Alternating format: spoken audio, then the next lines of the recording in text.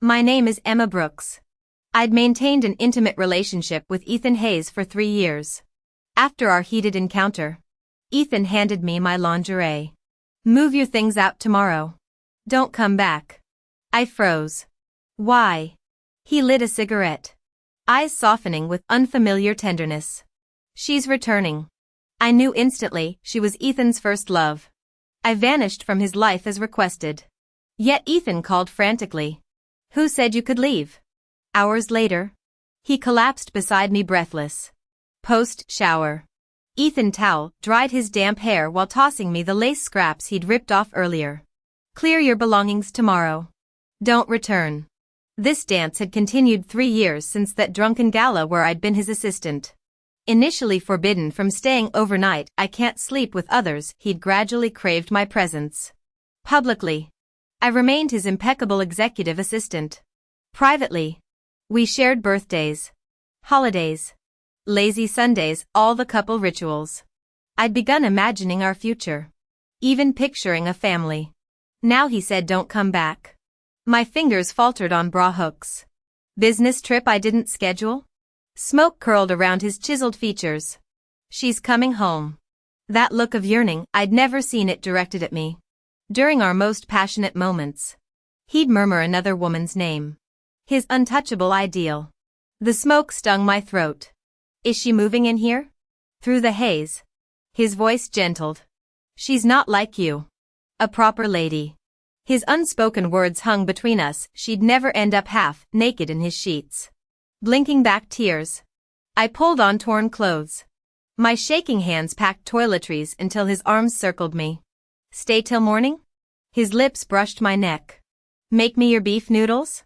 The recipe muscle memory kicked into boil water. Noodles. Sliced braised beef. 3 years of this bittersweet recipe. While Ethan was eating his noodles, I continued packing. After living here for 3 years, all my belongings fit into a single suitcase, mostly personal items and clothes. The daily necessities and kitchenware I'd bought since moving in remained untouched.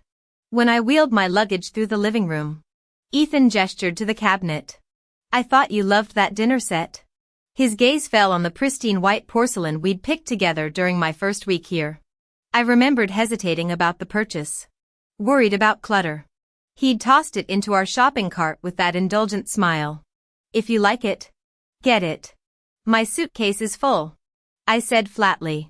He stopped me at the door. The empty noodle bowl sat between us as he lit a cigarette, the smoke curling around his words. At Hayes Corporation, we maintain professional boundaries. His eyes held mine with familiar intensity. But privately, you can still come to me. I nodded. The taxi ride to my new apartment felt endless. At 2 a.m., too exhausted to unpack properly, I cleared space on the floor to collapse. Sleep came instantly, dragging me into memories of our early days when Ethan was the untouchable heir reshaping his family empire. And I was just another junior assistant. Our first real interaction happened at a charity gala. The senior assistant's emergency left me escorting the new CEO. 3 drinks in, the client turned predatory. Miss Brooks refusing a drink is personal insult.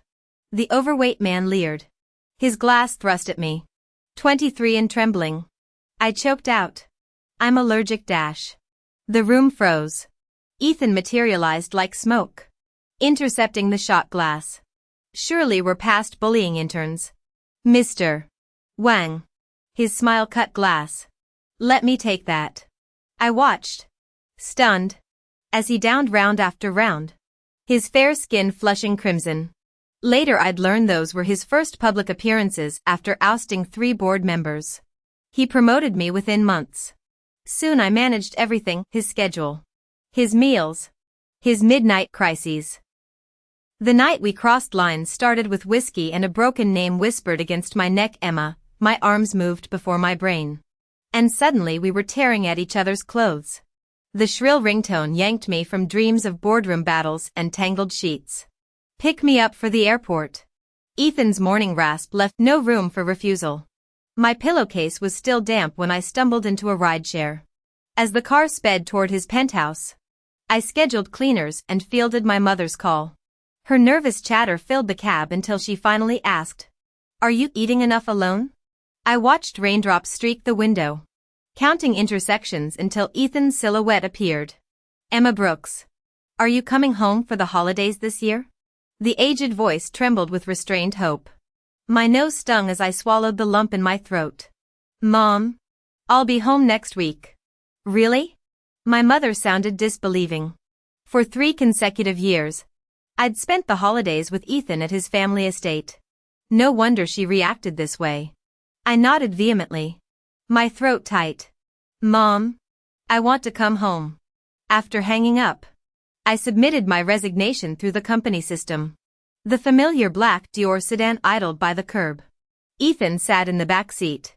Our silent drive to the airport was broken only when he suddenly spoke. "You left something at my place." It was the matching set I'd bought for Valentine's Day, the day we'd pretended to be real lovers, frolicking around town in coordinated outfits. For 24 hours, I'd deluded myself into thinking I could keep him. "Throw it away," I said flatly. Ethan fell silent. The atmosphere shifted when Sophie appeared, all wide eyes and snow-kissed femininity in her fuzzy white coat. No wonder she remained Ethan's unforgettable first love. Could you help with my luggage?" Sophie chirped, clinging to Ethan's arm. He said nothing as I wordlessly exited the car. 5 massive suitcases. My arms trembled from the strain of loading them. Yet the real chill came when I re-entered the vehicle. Sophie's giggles died mid-air as Ethan pulled out his cigarette case. "Ethan, you promised to quit." She pouted. The silver case disappeared instantly, his hand tousling her hair instead. "Yang Shua booked the club for your welcome party. Want to go?" "Obviously." Sophie turned those doll-like eyes on me. "You should come too."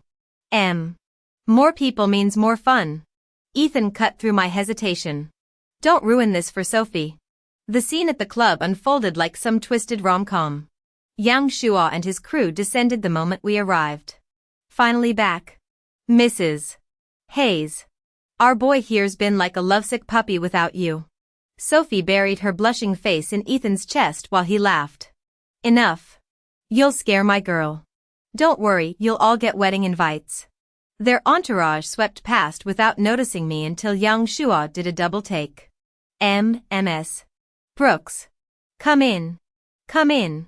His awkwardness mirrored Sophie's sudden tension. She'd finally sensed the unspoken current between me and Ethan. The entire dinner tasted of passive-aggressive remarks and stolen glances, every bite seasoned with the bitter knowledge that I'd never truly had him. Not even for that single day. Ethan Hayes handed Sophie Mitchell a glass of fruit wine with a grin. "Since my future sister-in-law just returned from abroad, you've got to do me the honor. Let's have a toast." Liam intercepted the glass. "Don't you know she's allergic to alcohol?" Ethan scratched his head, looking confused.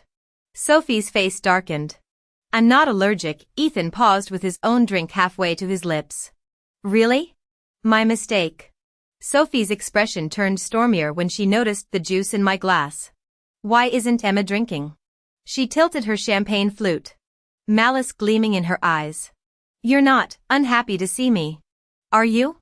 I glanced at Ethan. He met my gaze steadily, those sculpted lips parting. "Emma, have one drink. Don't ruin the mood." I downed the entire glass of red wine in one gulp. The private dining room erupted in cheers. The hives started appearing within minutes, angry red patches crawling up my neck. Someone gasped. "Oh God. You're having an allergic reaction." Ethan glanced up from his steak, voice devoid of concern. "She'll live." The dinner dragged on. Between courses, Ethan's college buddy slurred. "Gotta hand it to you, Ethan. 3 years waiting for Sophie after she ghosted you? That's commitment." Liam, thoroughly drunk now, slung an arm around Ethan's shoulders. "Swear I thought you and Emma would end up together. You two were attached at the hip these past." Sophie's nails dug into the tablecloth as she stared me down. "Besides being Ethan's secretary, does Emma have any other special role I should know about?" Ethan's eyebrow arched. "Why don't you tell her? Emma? What exactly is our relationship?" I laughed like we were sharing a private joke. Don't overthink it. Miss Mitchell. Mr. Hayes and I are simply employer and employee, we said in unison. Later, Ethan swayed slightly by the elevators, fingers clutching my sleeve. His breath warmed my neck as he nuzzled against me. All traces of his boardroom ruthlessness gone. Emma, take me home? Please? The vulnerability lasted exactly 3 seconds before Sophie yanked him away. She positioned herself between us like a prize fighter. Ethan's arm slung over her shoulders. As his subordinate, you should keep proper distance from an engaged man. Unless you want people to talk. I nodded. Of course. For the next week, I maintained radio silence outside work hours. The HR system processed my resignation with brutal efficiency, pending only one final approval. I found Ethan on his private balcony, phone pressed to his ear. Moonlight softened his sharp features as he murmured, "Yes. The ring's perfect. You'll love it." He signed the termination papers without looking up.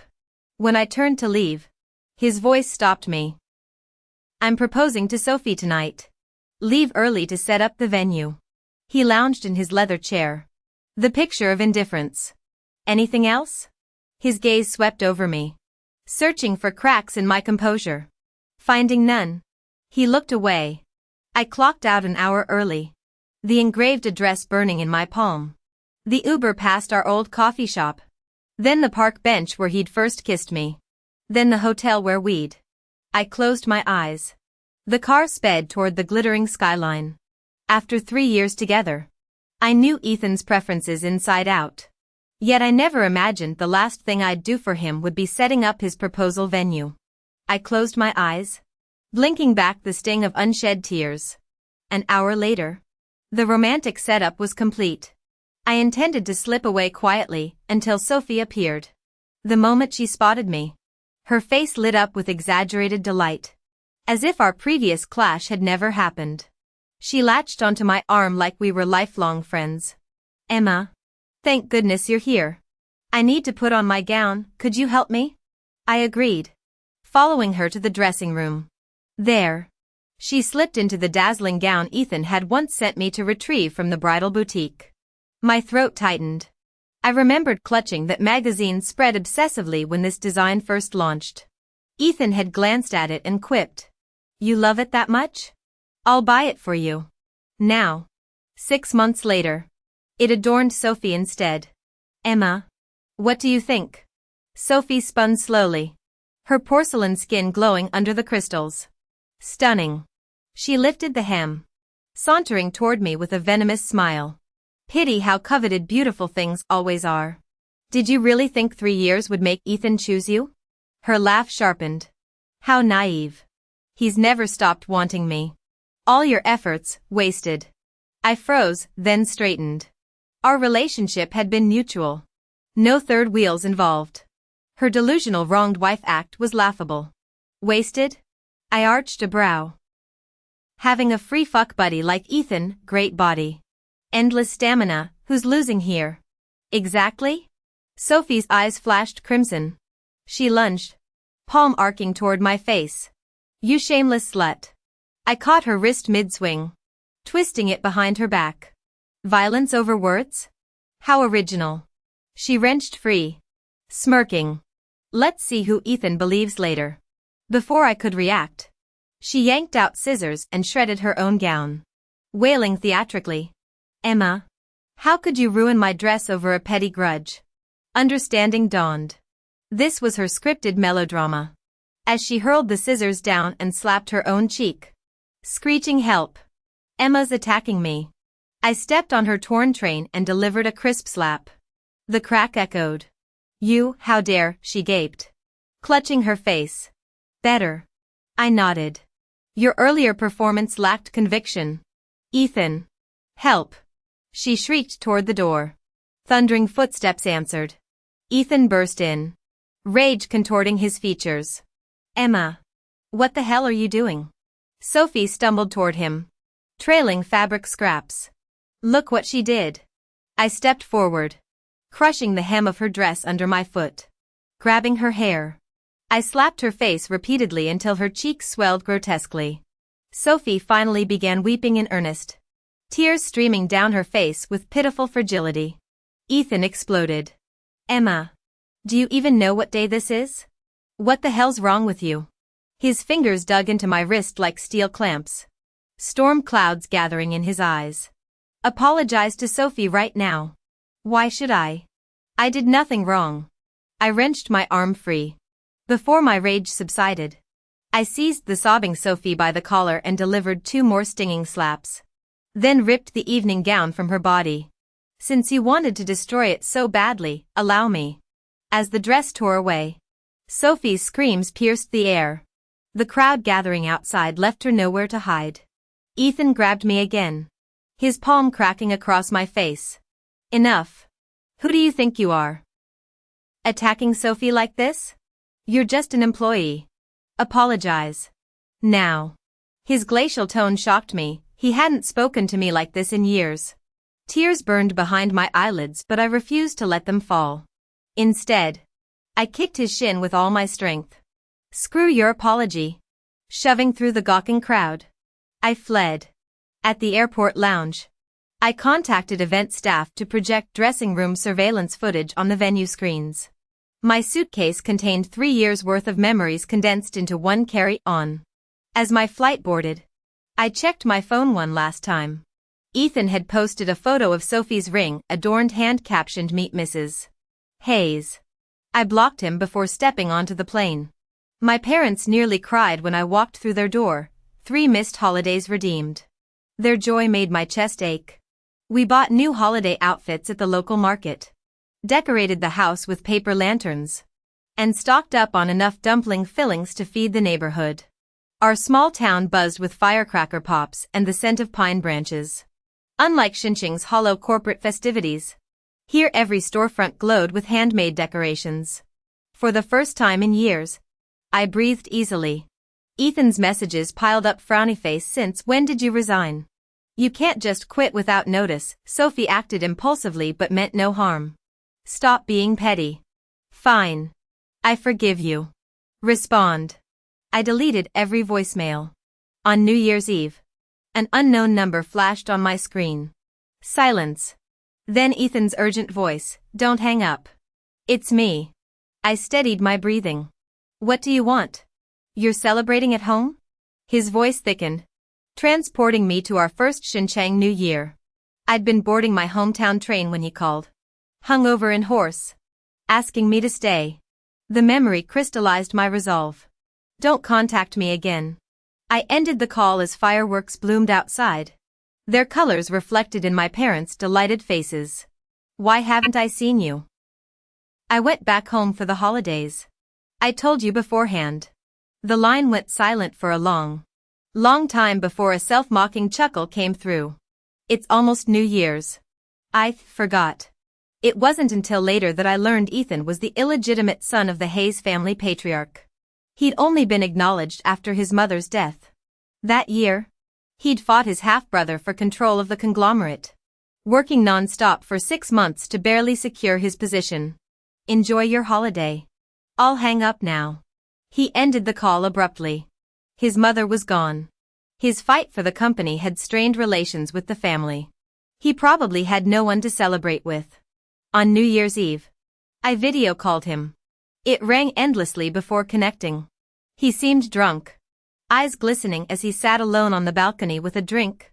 Fireworks exploding in bursts beyond the glass.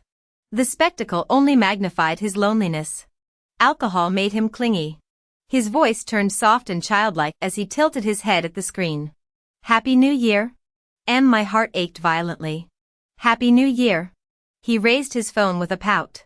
Every bit the abandoned child. It's too quiet without you. Come back soon. Okay? I really miss you. I nearly booked a flight that second. And then I did. I told my parents work required an immediate return. Bought the last ticket to Xinjiang, and raced to his penthouse from the airport at dawn. He stared when he opened the door.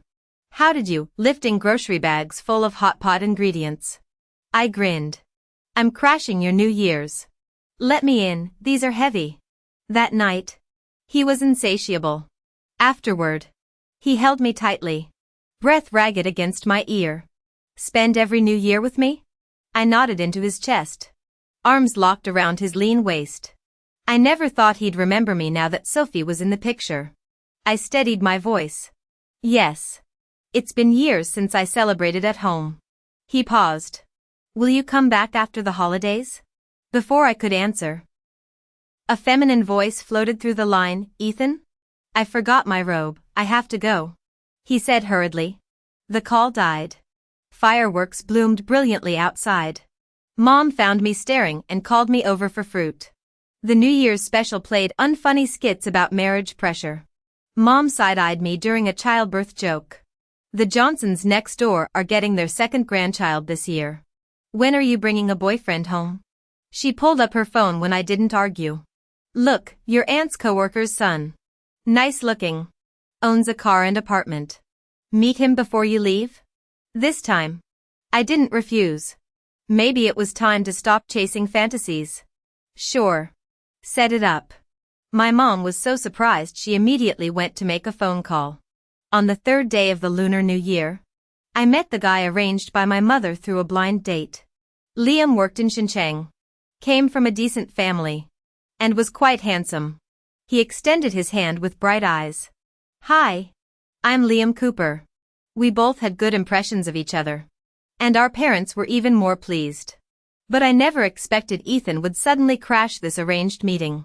He plopped down beside me casually. Liam asked awkwardly. Who's this? I'm her boss. Ethan declared. I corrected through gritted teeth. Former boss. I've already quit. Emma. I don't accept your resignation. Ethan stared intensely, his voice stubborn. Liam glanced between us, clearly sensing the complicated dynamic. He smiled politely. Let's talk again when you're free. Under Ethan's scorching glare, I exchanged contacts with Liam. I know you're doing this to spite me. Ethan began rambling after Liam left, hands gripping my shoulders. I'll make Sophie apologize. Can you forgive her, and me? I've cut ties with her. I thought I couldn't forget her. But actually? I interrupted coldly. Ethan. We were just regular boss and subordinate. Don't make this messy. You're engaged to Sophie now. Stop this entanglement, it's better for both of us. Standing abruptly, I declared. Let's end this. Don't contact me again. Dragging it out will only deepen my disgust. Ethan grabbed my hand desperately, eyes bloodshot. Emma. I'm sorry for misunderstanding you. I've grown used to having you in my life. Please forgive me. Sophie lied, she's already married overseas. She came back just to scam me. Shaking him off, I snapped. I don't care about your personal drama. He suddenly knelt with a ring, voice trembling. I was an idiot before. Let's get married in Bali, your favorite place. I slapped the ring away. You're pathetic. Ethan. I feel nothing for you.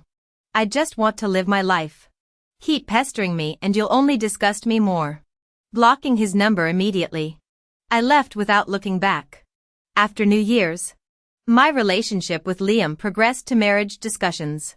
8 months passed without seeing Ethan. Strangely, the man I'd once imagined growing old with now meant nothing. A former colleague later mentioned. Mr. Hayes cancelled his wedding with Sophie mid-preparations.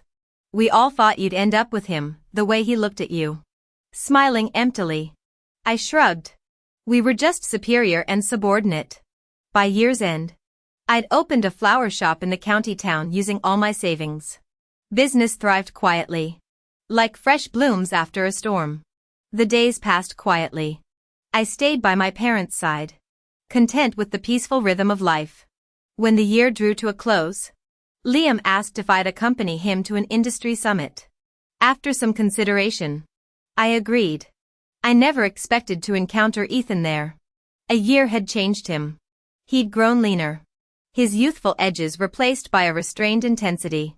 His eyes locked onto mine as he approached. Long time, he said, the words catching like sandpaper. I returned the greeting before waving at Liam across the room. Ethan followed my gaze, jaw tightening. I thought, this wasn't serious between you two. My smile remained steady. I don't play games with hearts. The polished facade cracked. I gave you space. A whole year to realize, his voice rose. Drawing stares. You were happiest with me. This can't. Engaged. I interrupted. Lifting my left hand. The diamond caught the light. Impossible. The raw anguish in his shout turned heads. Liam materialized at my side. His quiet everything all right? Drowned out by Ethan's choked noise. The punch came without warning. Ethan. Have you lost your mind? I threw myself between them. Hands trembling as I checked Liam's jaw. Finding no real damage. I pulled him away without looking back. The summit continued without incident. During the closing reception, Ethan intercepted us at the valet stand. His bloodshot eyes tracked the engagement ring as he gripped my car door. No second chances? Liam answered by extending a cream-colored envelope. We'd be honored if you attended the wedding. Through the rearview mirror, I watched Ethan fold over the invitation like a man gutted. Liam's hand found mine. It's done. I whispered. His fingers tightened. Done. The road stretched ahead. Clean and bright. Ethan would become a footnote in my story, a lesson learned before sunrise. Tomorrow glowed brighter. Epilogue: Ethan's perspective. They call me devoted for waiting 3 years for Sophie. Truth is, I'm not sure when her face started blurring into someone else's. Even when we were together. My thoughts drifted to Emma. Did she mind? Would she fight for me? I kept waiting for her to confront me. One question. One sign. That's all I needed to choose her. But I didn't wait. I wanted to provoke Emma again. Hoping she'd finally recognize her true feelings. So I asked her to help set up the marriage proposal venue. I tried searching for any different emotion in her eyes. But found nothing. I never expected her to physically attack Sophie. Secretly, I felt pleased Emma still cared about me deep down. If she'd just apologize, I'd forgive her. We could go back to how things were. But instead of confessing, Emma abruptly returned to her hometown. Fine. She'd come crawling back once she came to her senses. Yet no apology ever came. Panicking, I messaged her first only to discover she'd blocked my number. I swallowed my pride and tried again. Silence. When calls went unanswered, I used a different phone just to hear her voice, anything to fill the hollow ache of my first new year without her. Something vital was slipping through my fingers.